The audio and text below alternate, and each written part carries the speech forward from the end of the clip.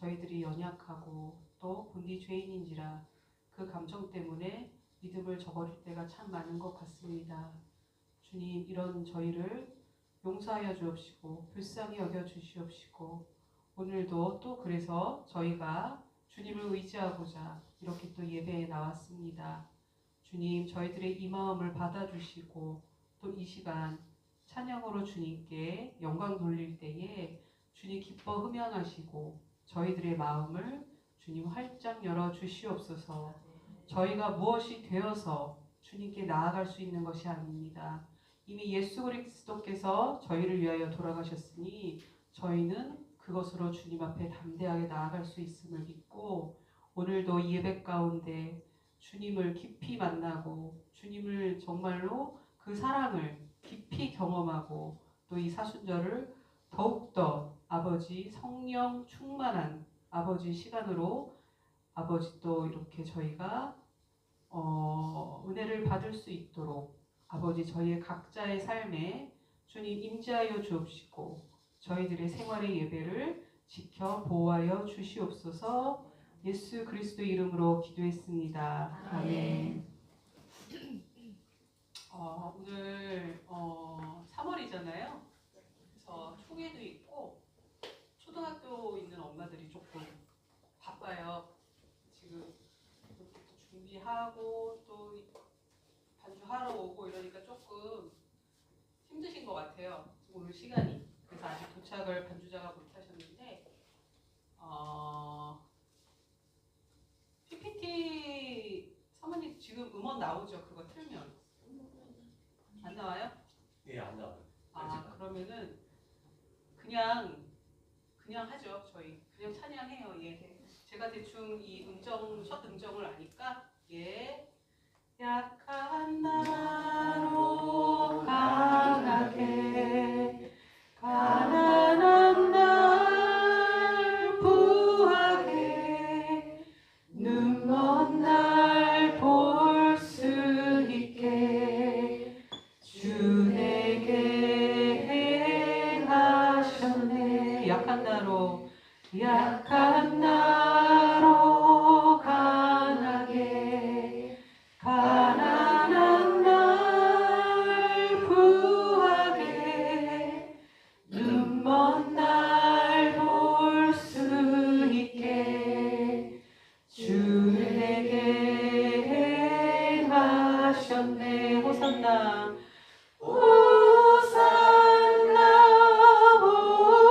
호산나 죽임 당한 어린 양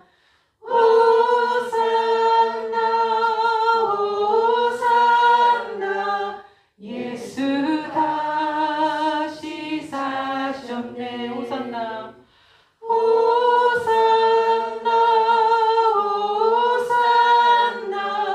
죽임 당한 어린 양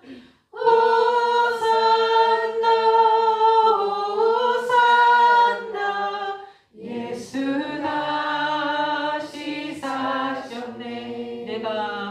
내가 건너야 할까 거기서 내 죄 씻겼네. 이제 주의 사랑이 나를 향해 흐르네.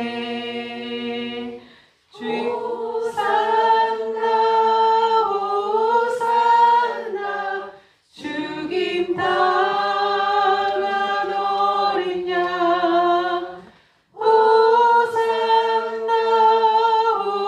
호산나 예수 다시 사셨네. 잠시만요. 예, 반주자가 오셨네요.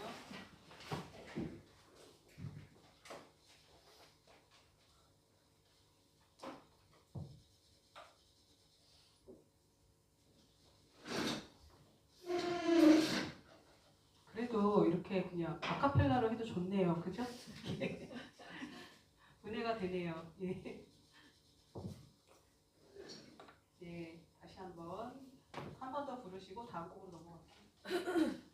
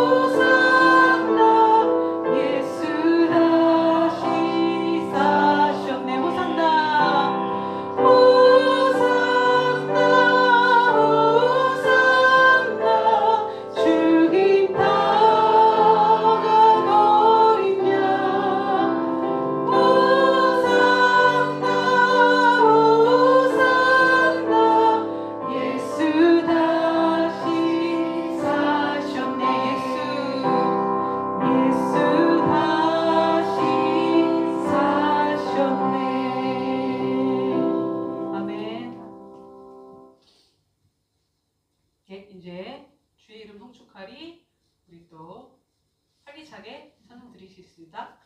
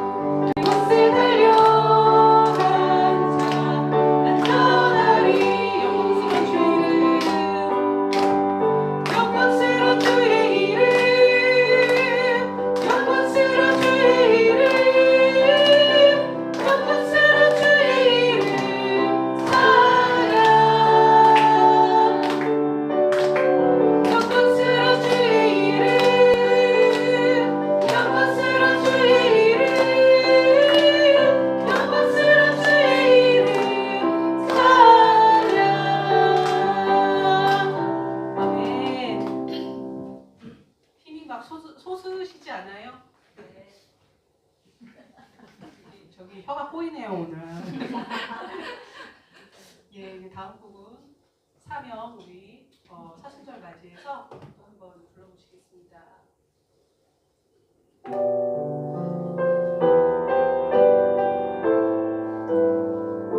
너무 높으신 분은 낮게 부르셔도 돼요.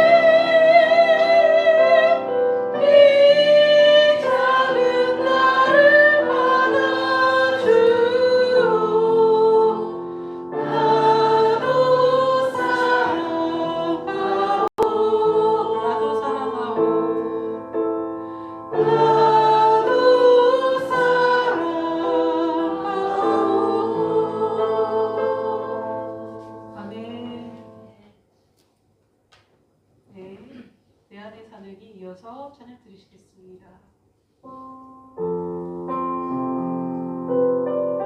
내가 무엇을 완벽하게 하거나 잘해서 복음을 전하는 것이 아니더라고요. 제가 예수님처럼 오늘 하루 잘 십자가에 못 박히고 죽어지는 것이 내가 무엇을 잘하는 것보다 훨씬 더 힘들더라고요. 그래서 우리가 우리 안에 있는 이 우리를 위해 돌아가신 예수 그리스도를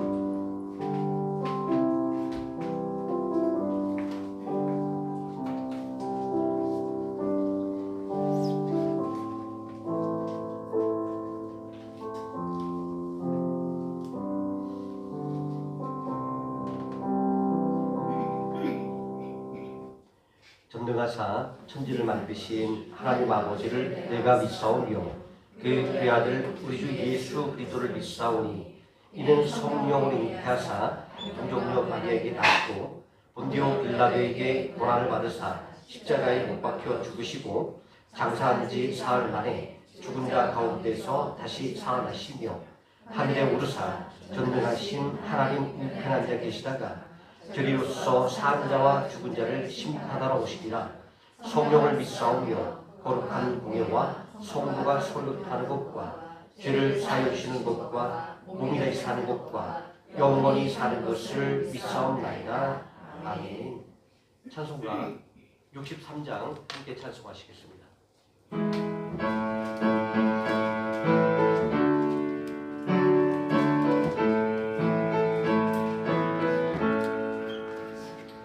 주가 세상을 다스리니 그 위엄이 멈춰나도 그의 나라와 주의 영광 온 하늘에 가득하다.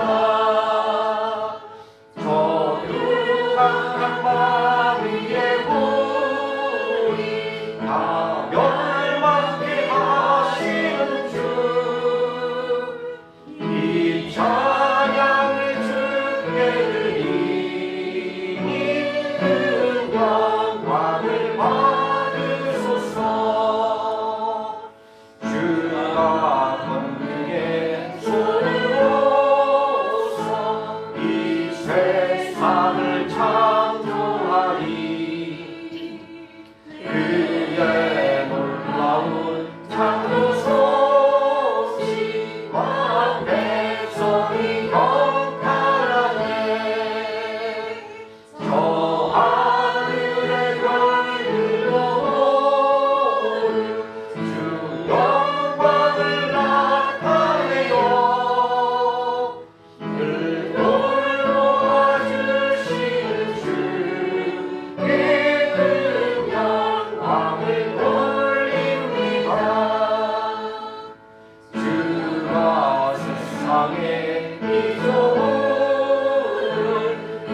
인간에게 다 맡기고 순종하라는 말씀으로 그 권위를 주셨도다. 온갖 위에 주님의 위엄 늘 넘치며 가득하니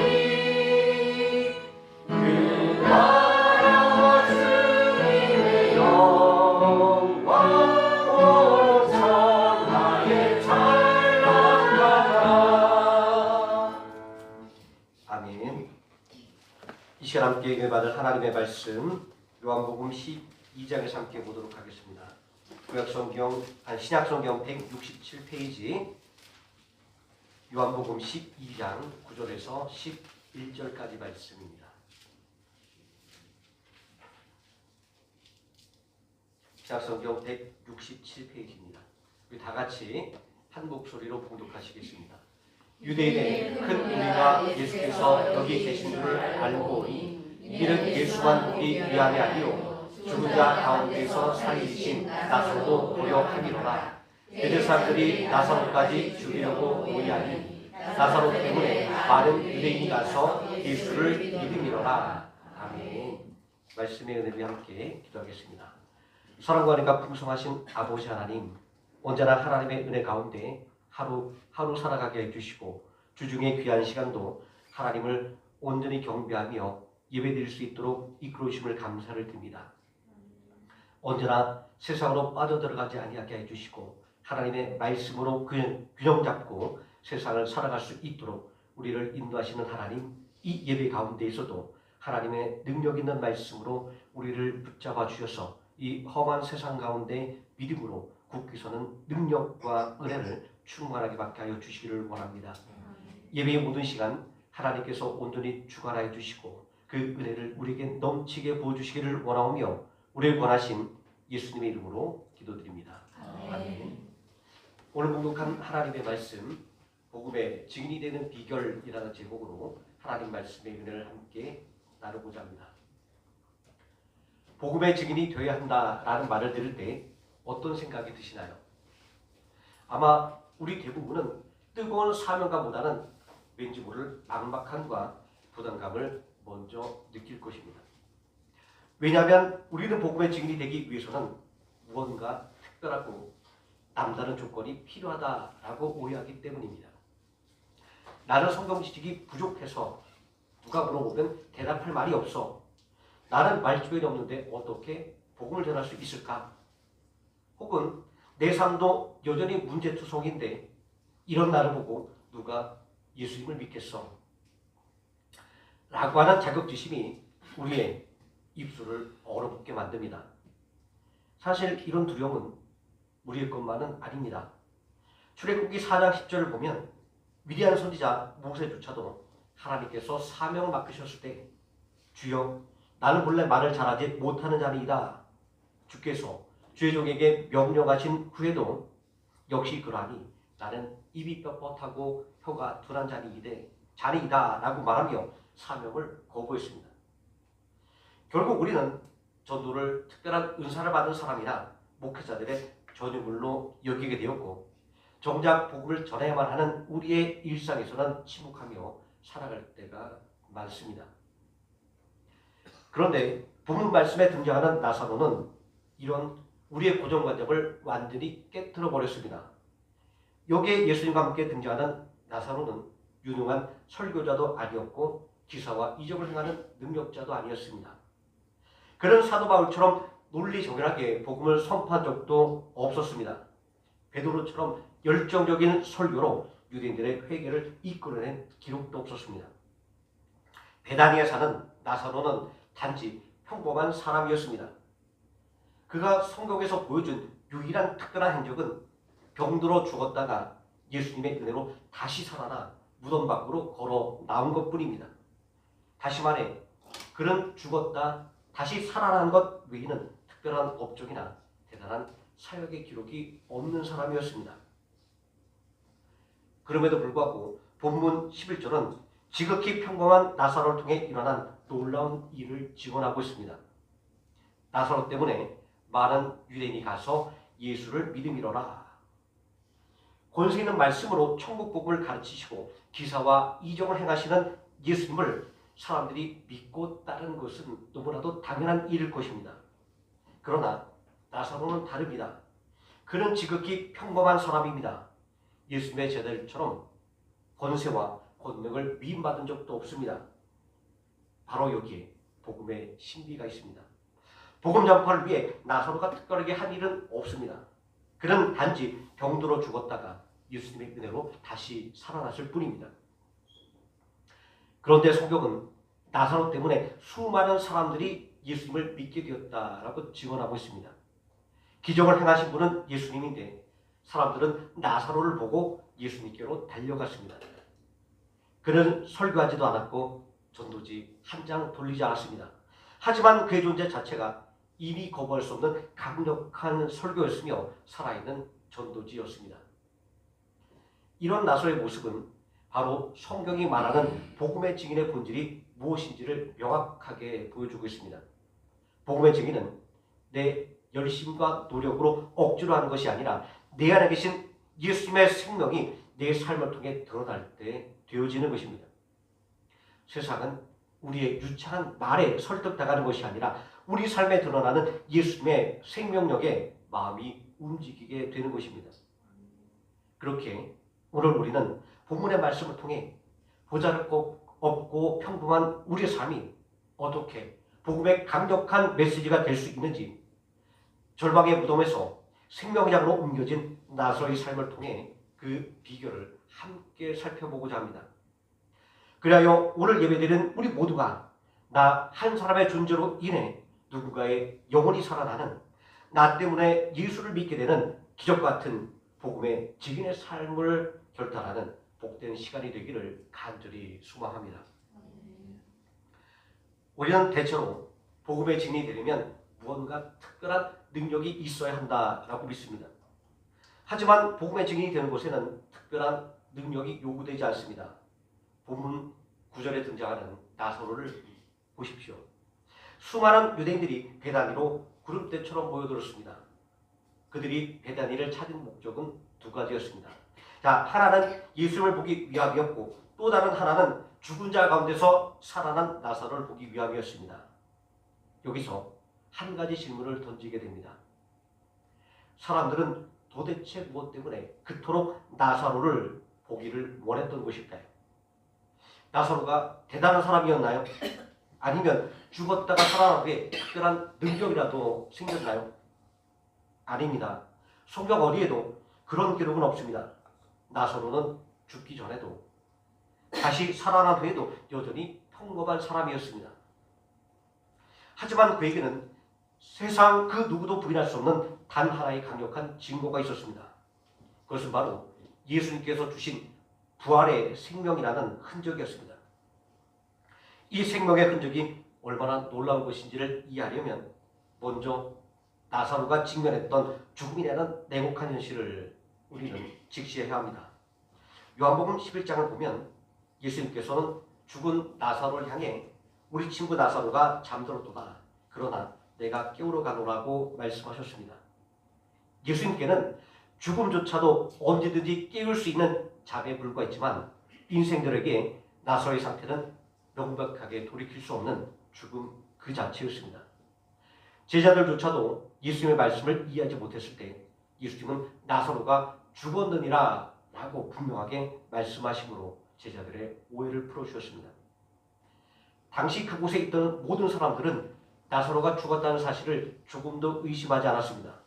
그의 숨은 멎었고 차가 빼시는 몸은 유대의 장례 관습에 따라 세마포로 꽁꽁 얽어 메었습니다.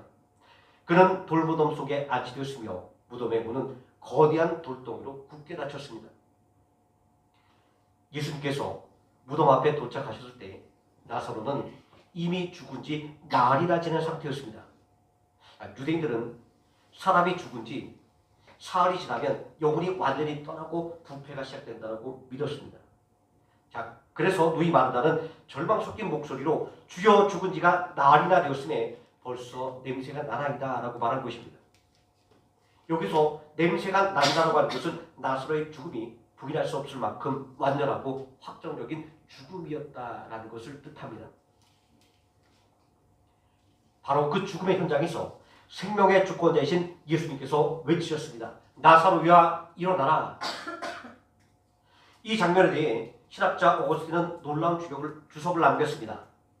만약 그때 예수님께서 나사로야 라고 이름을 특정해서 부르지 않았다고 한다면, 부르지 않고 그저 나오라 라고만 외쳤다고 한다면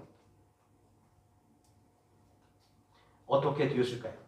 오거스틴은 말하기를 예수님의 그 명령의 권능이 너무나도 압도적이어서 그 무덤 근처에 잠들던 모든 죽은 자들이 일제히 무덤 문을 열고 일어났을 것이다 라고 주석을 달았습니다. 예수님의 음성은 단순한 소리가 아니라 무에서 유를 창조하는 권능 그 자체였기 때문입니다. 그러므로 예수님은 혼란을 피하기 위해 오직 나사로 한 사람만 특정하여 지명에 부르셨던 것입니다. 이러한 예수님의 행동은 무엇을 의미합니까? 나사로가 살아난 것은 어쩌다가 일어난 우연한 사건이 아니라는 것입니다. 예수님은 나사로라고 하는 한 영혼을 가슴에 품으셨고 그의 이름을 불러서 죽음의 수렁에서 건져 올리셨다고 하는 인격적인 구원의 역사입니다.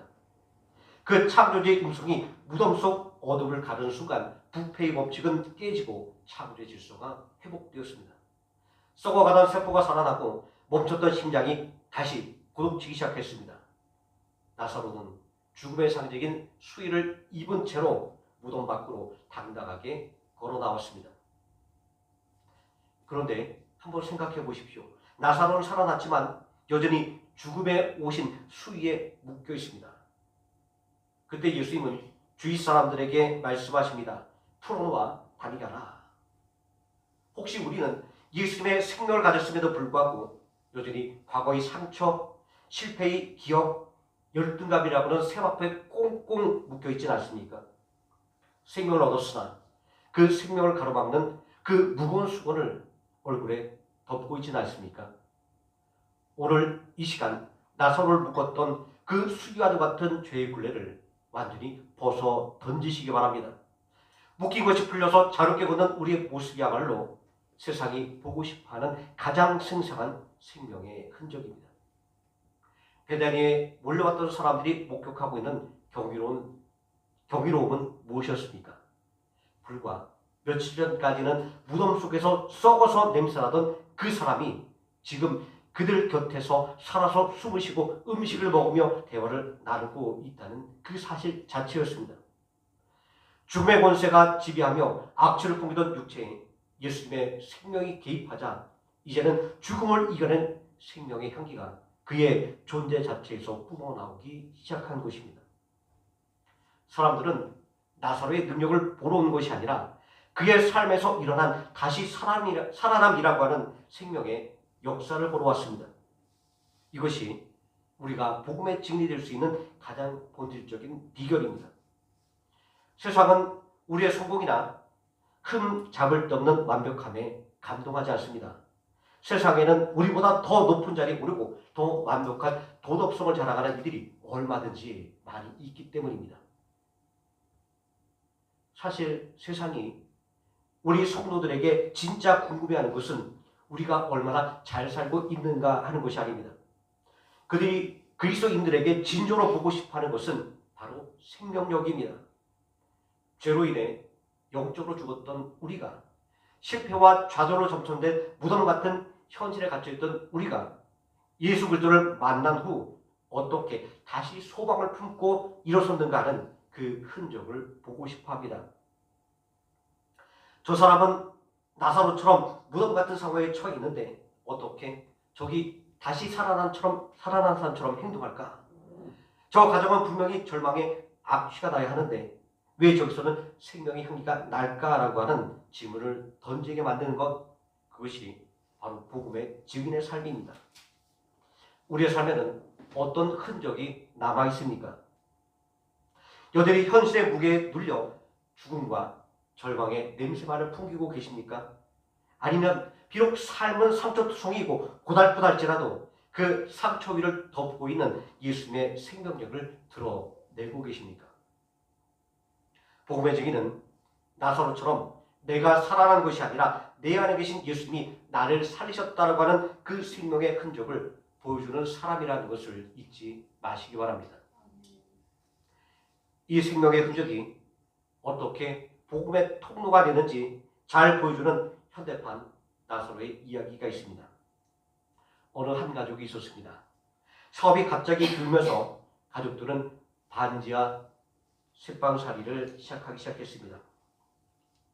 낡은 주택의 반지하는 남북에 부끄러운 거처였습니다. 부부는 거친 세상 속에서 자녀를 위해 생계를 위해 매일같이 피눈물 나는 사투를 벌여야 했습니다.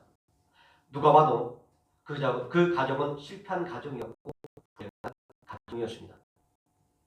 하지만 그들에게는 세상이 빼앗을 수 없는 생명의 흔적이 있었습니다.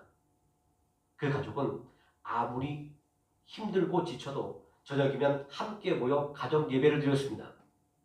누추한 반지하 방에서 찬송을 불렀고 성경을 읽었으며 간절히 기도했습니다. 하루도 거르지 않았습니다. 세상의 기준으로는 절망 속에 갇힌 인생 같았지만 그 집안에는 하늘로부터 내려오는 생명의 기쁨이 강물처럼 흐르고 있었습니다. 그러던 어느 날 저녁 여느 때처럼 예배를 드리고 있는데 누군가 문을 두드렸습니다. 밖으로 나간 아내는 잠시 후 낯선 젊은 여성을 집 안으로 안내했습니다. 그녀는 건너편 주택 2층에 사는 새댁이었습니다. 그녀는 자초지종을 묻는 가족들에게 자신이 찾아온 이유를 털어놓았습니다. 매일 저녁이면 어디선가 온 가족이 행복하게 부르는 듯한 노래소리가 들려왔어요. 처음엔 어디서 나는 소리인지 몰라서 한참을 찾았습니다. 그런데 그 소리가 바로 우리 집 건너편 반지하 창틈에서 흘러나오는 노래라는 것을 알게 되었습니다. 저는 그날부터 도저히 궁금해서 참을 수가 없었습니다. 도대체 저 집에 사는 사람들은 어떤 사람들이기에 저 누추해 보이는 반지하 지하방에서도 저토록 기쁘게 기쁘게 노래할 수 있을까? 그 기쁨의 정체가 너무나도 궁금해서 체면을 무릅쓰고 찾아왔노라 라고 말하는 것이었습니다. 새댁의 고백을 들은 가족들은 그녀와 함께 가족 예배를 드렸습니다. 그날 저녁 새댁은 반지하방을 가득 채운 예수 그리스도의 생명을 목격했습니다. 그리고 그 자리에서 예수님을 구주로 영접했습니다. 이 가족이 대단한 전도훈련을 받았을까요? 아닙니다. 그들은 그저 자신들의 삶에 찾아온 예수님의 생명력을 누렸을 뿐입니다. 누추한 환경 속에서도 소망을 잃지 않고 잃지 않았던 그들의 생명의 흔적이 영혼의 갈증 속에 몸부림치던 한 여인의 마음문을 활짝 열게 만든 것입니다. 이처럼 세상이 우리에게 보고 싶어하는 것은 대단한 능력이 아니라 어떤 상황 속에서도 내 안에 계신 예수님의 생명력이 가려지지 않고 드러내는 증인의 삶을 살아가는 그 삶 자체입니다. 나사로가 다시 살아났을 때 본문 10절과 11절은 우리에게 매우 긴장감 넘치는 장면을 보여주고 있습니다. 대제사장들이 나사로까지 죽이려고 모의하기 시작한 것입니다. 왜일까요? 나사로가 그들의 정치적인 위협을 가했습니까? 아니었습니다. 나사로의 존재 자체가 예수님을 증거하는 가장 강력하고도 치명적인 무기였기 때문입니다. 세상은 나사로를 죽여서 그 생명의 증거를 없애려고 했습니다. 마귀는 지금도 우리의 감사를 빼앗고 찬송을 잠재워 우리 안에 예수님을 지우려고 합니다. 우리의 일상을 무너뜨려 그 입술에서 생명의 향기 대신 불평의 악취가 흘러나오게 하려 합니다. 그러나 기억하시기 바랍니다. 죽음을 이기고 나온 생명은 다시 죽일 수 없습니다. 이미 부활의 예수를 만난 우리의 생명은 세상이 어쩔 수 없는 하늘의 것입니다. 세상이 고난으로 우리를 억누를수록 우리 안에 계신 예수님의 생명력은 더 진한 향기가 되어 담장을 넘어 닫힌 마음에 문을 두들길 것입니다. 마귀는 우리가 대단한 업적을 남기거나 대단한 행사를 여는 그런 것 그렇게 두려워하지 않습니다. 그러나 마귀가 가장 두려웠던 순간이 있습니다. 바로 죽음의 냄새가 나야 할 우리의 평화한 일상 속에서 예수 그리스도의 생명이 밖으로 흘러나오기 시작할 때입니다. 고통의 현장인데 기쁨이 터져나오고 절망의 수렁인데 감사가 터져나올 때 어둠의 권세는 혼비백산하여 물러갑니다. 우리는 흔히 내가 빛이 되어서 세상을 밝혀야 한다는 강박을 가집니다. 그래서 내 삶이 완벽하지 못하면 복음의 증인이 될 수 없다라고 자책합니다. 하지만 요한복음 1장 8절은 우리를 빛 자체가 아니라 빛에 대하여 증언하여 온 자라고 명시하고 있습니다. 비유하자면 우리는 밤하늘의 달과 같습니다. 달은 스스로 빛을 낼 수 없는 돌덩이에 불과합니다. 하지만 달이 태양빛을 받으면 그 빛을 반사하여 어두운 밤을 환하게 밝힐 수 있습니다. 복음의 증인이 되는 비결도 이와 같습니다. 내 안에 사시는 예수님의 생명이 나의 자아나 환경에 가려지지 않고 세상 밖으로 드러나게 하는 것입니다. 달이 어두운 밤일수록 그 존재감을 더욱더 뚜렷하게 드러내듯 우리 안에 생명력 역시 역설적으로 고난의 현장에서 가장 찬란하게 빛이 납니다. 그러므로 우리가 진정한 복음의 증인이 되기 위해 기억해야 할 첫 번째 원리가 있습니다. 결코 환경을 탓하지 않는 것입니다. 나사로는 캄캄한 무덤 속에 있었고 간영 속의 가족은 누추한 반지하 방에 있었습니다. 그러나 생명의 흔적은 아늑한 온실이 아니라 가장 척박한 땅에서 더 명확하게 드러납니다. 복음의 증거는 좋은 환경에서 만들어지는 것이 아니라 고난을 이기는 생명력을 통해서 증명됩니다.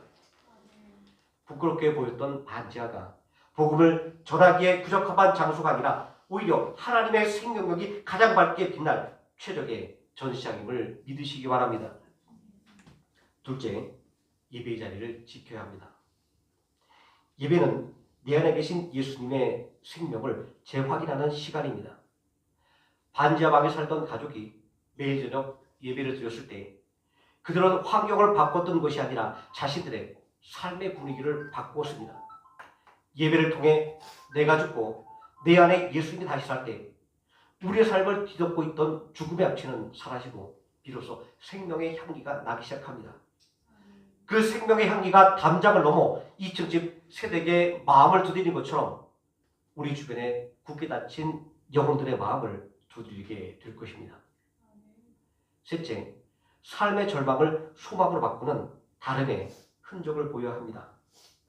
세상 사람들은 자신들과 똑같은 풍파를 겪고 있는 우리를 주목하고 있습니다. 우리가 힘들 때 세상 사람들과 똑같이 주저앉아 신세 한탄만 하고 있다면 그들은 우리에게서 아무런 영적인 매력을 느끼지 못할 것입니다.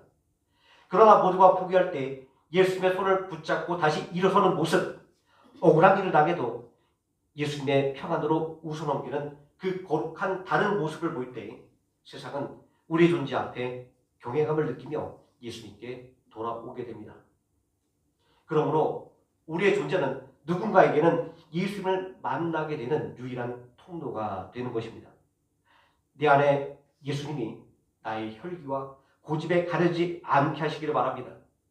나의 연약함조차도 예수님의 생명력을 드러내는 도구로 내어 드리시기 바랍니다. 그때 비로소 우리는 이 시대에 살아있는 나선과 되어서 수많은 사람을 예수님께로 인도하는 복음의 증인을 살게 되는 것입니다. 그러므로 진정한 복음의 증인이 되는 비결은 나의 어떠한 능력을 가지고 하는 것이 아니라 내 안에 흐르는 생명의 역사를 있는 그대로 내보이는 용기에 있습니다.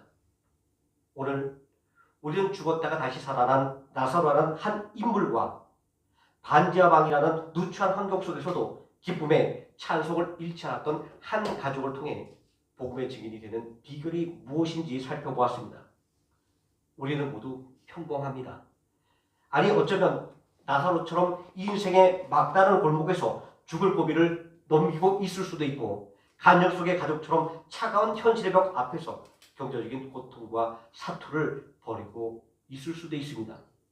그러나 결코 잊지 마시기 바랍니다. 하나님은 우리의 성공이나 완벽함을 전도의 도구로 사용하지 않으십니다. 우리 안에 흐르는 예수의 생명력 그 자체를 사용하십니다. 복음의 증인은 내가 무언가를 만들어내는 사람이 아닙니다. 하나님께서 내 삶에 행하신 일들을 내 삶을 통해서 드러내는 사람입니다.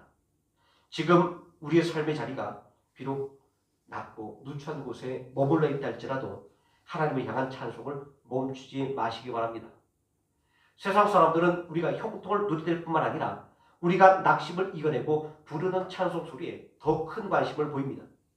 도저히 노래할 수 없는 상황 속에서 부르는 찬송이 누군가에게는 하나님이 정말 살아계시는구나 라고 고백하게 만드는 그 어떤 설교나 기적보다 강력하고 결정적인 증거가 됩니다. 세상은 우리의 대단한 능력을 구경하러 오는 것이 아닙니다. 우리 안에 유동축에 있는 생명의 역사를 보러 오는 것입니다.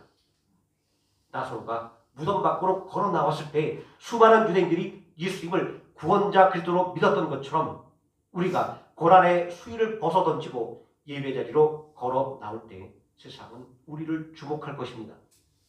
이미 우리 존재 자체가 곧 복음의 메시지여야 합니다. 우리야말은 때로는 힘이 없을지는 몰라도 우리들의 삶에 새겨져 있는 예수님의 생명의 흔적은 결코 지워지지 않는 메시지가 되어 세상에 익혀질 것입니다. 우리의 삶의 현장에서 예수님의 생명을 부끄러워하거나 가리지 마시기 바랍니다. 세상의 눈치를 보느라 우리들 안에 계신 예수님의 빛을 숨기지 마시기 바랍니다.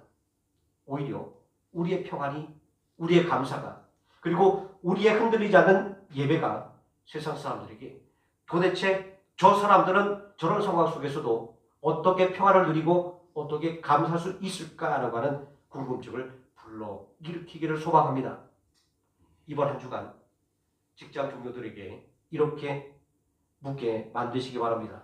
김 부장님, 요즘 회사 사정도 어렵고 다들 예민해서 분위기가 살얼판 같은데 어떻게 부장님은 중심을 잃지 않고 그렇게 묵묵히 제자리를 지킬 수 있나요? 그 평온함은 도대체 어디서 나오는 것인가요? 집사님, 그 큰 아픔을 겪고도 어떻게 다시 하나님 앞에 엎드릴 힘을 얻으셨어요? 이런 질문이 시작될 때 우리는 이미 복음의 증인이 된 것입니다. 그때 우리의 유능함을 자랑하지 말고 단지 나를 살려주신 예수님을 조용하게 소개하시기 바랍니다. 제 안에 저를 붙드시는 예수님이 계셔서 그 힘으로 하루하루를 견뎌내고 있습니다. 이 담백한 고백이 그 어떤 유창한 설교보다 강력하게 상대방의 영혼을 두드릴 것입니다. 나사로처럼 나 한 사람 때문에 내 가족이 살고 나 한 사람 때문에 내 이웃과 직장 동료들이 예수를 믿게 되는 기적이 일어나길 바랍니다. 이 시대에 살아있는 나사가 되어 존재만으로 하나님의 영광을 드러내는 참된 복음의 증인의 삶을 사시는 성도님 되시기를 예수님의 이름으로 축원드립니다. 기도하시겠습니다.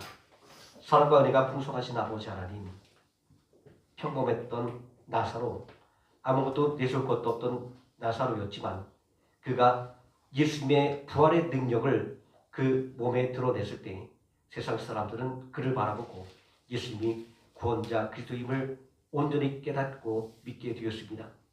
우리의 삶도 나사로처럼 하나님의 능력을 증거하는 삶이 되기를 원하며 예수의 그 은혜와 사랑을 온전히 증거하는 모범이 되기를 원합니다.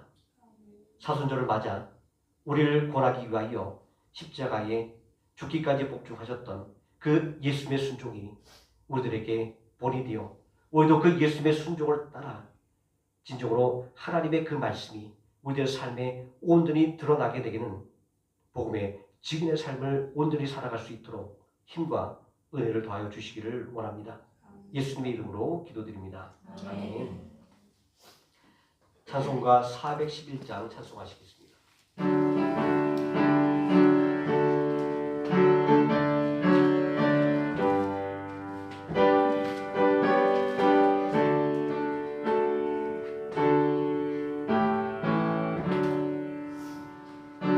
내 마음속에 잠든 영화 있네. 주 예수가 주신 평화. 시험 닥쳐와도 흔들리지 않아. 나비 하나님 평안함. 항상 계셔 내 맘속에. 주가 항상 계셔 아 기쁘다. 주 나의 맘에 계셔 미워하시네. 어찌 내가 떠나 살까. 이 귀한 평화 내가 맛보노니. 내 슬픔이 사라지고 맘에 기쁨 넘쳐 주를 찬양하네. 평화의 임금 예수. 주가 항상 계셔 내 맘속에. 주가 항상 계셔 아 기쁘다. 주 나의 맘에 계셔 위로하시네. 어찌 내가 주를 떠나 살까. 주 날개 아래 내가 사는 동안 이 보배를 빛내리라. 기쁨은 아이와 주를 만나 뵐 때 아 그